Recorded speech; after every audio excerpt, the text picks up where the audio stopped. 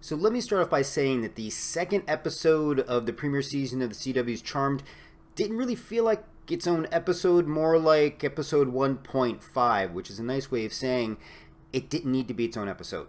And I know I might be starting this review off pretty harsh, but I will get to some positive things, I promise. But, and again, I think it probably would have served better as the end part of a 90-minute or even 2-hour premiere. It would have felt more complete.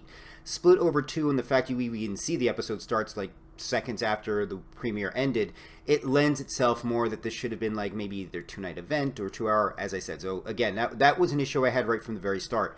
The second thing is, I know we're only 2 episodes in, but we need to start moving past the cliches. We understand the mistrust. We understand that there's going to be things that are coming to play from women who are just getting to know one another. But a lot of the mistrust just seemed to be a little head-scratching considering the commonalities that they all share. Also, it just seemed like even taking emotion of loss of a mother into play, it just seemed like this show was lacking in a lot of common sense. And the other thing I got to say is it seems like it's borrowing a lot of cliches from other shows. There are a lot of things, and again, I say this with Sabrina, and I'm going to use it here with Charmed. There are a lot of things from the Buffy playbook I think they're checking off, just with regards to like the Demon of the Week concepts they have, from, which demon to trust, to the Ouija board that isn't quite what it's supposed to be. There were a lot of things that I just didn't really buy into for a standalone. It just seemed like it was literally a lot of padding that was happening here, and I was expecting more from the second episode. Not that it was bad, but it's just one of those like shrugging episodes, like, okay, whatever, I get it. It's the big bad. The ladies don't trust one another. They don't trust their whitelighter. Oh, what a surprise. The spirit in the spirit board, not Ouija board, which I did like actually clarification on that, turns out to not be their mother, and it's something bad. And yeah, so you understand what I'm saying. Those things, again, 2 episodes in, so I'm forgiving, but 3 episodes and on, we need to start moving past that stuff.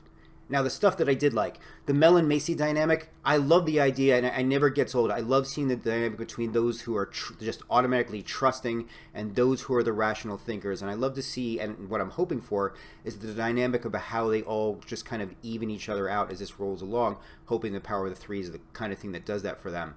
I love that Harry's code name is Meghan Markle, so he doesn't get summoned. I know some people will roll their eyes and think, oh, blatant pop culture reference, but I actually kind of liked it. I thought it was a nice touch. The Maggie, Macy, Mel dynamic in regards to what went down with the spirit board, I loved because, again, I think there was a reality that they are addressing this idea of like, look, she was our mom. She may have been your mom, but they almost kind of like have this idea of like, well, she was kind of more our mom because she was around. And this idea that of how, Macy's being made to feel like the outside. There were so many things that really came into play in that throwdown that those are the moments where, like I said, last episode's review, I see a lot of promises in this series moving forward. And again, even with this episode, a little bump early on, but nothing that isn't correctable moving forward. The Macy Harry tea date I thought was just hysterical. The quizzing on British traditions and customs, and there's the whole dynamic in play. I really actually thought that was very, very well played, and the awkwardness of it was just wonderfully painful to watch. The woo aspect and Harbinger of Hell, I love those comments. I'm sorry. I love those concepts. I'm sorry. I'm just a big fan of it. And the fact that, the friend is going to become the vessel for Harbinger of Hell, I just think is great. Plus, how great of a name is Harbinger of Hell, folks? I mean, how sweet of a title is that? I mean, because essentially your Harbinger of Hell is going to lead to the Lieutenant of Hell, to the Handmaid of Hell, to all of these things. So you can really stretch this out and have a number of big bads. So again, I like the concept. I love the Harbinger of Hell comes at the end of, the rise of evil men, and the concept that Marisol was one of a number of powerful witches that also needed to be eliminated before this would happen. So again, all of these things really come into play and have me interested in the series, but I have to go back to what I said in the beginning.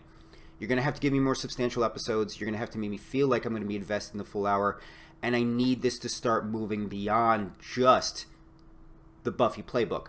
We need to see more, I'll even say it, American Gods aspects, in the sense that we could start getting into a lot of international type of magic and types of magic and supernatural isms that people don't know about. I think this show could have a field day with that. Again, just don't get stuck in a pattern. Just don't get stuck in the Buffy playbook. And I think we could see a lot this season.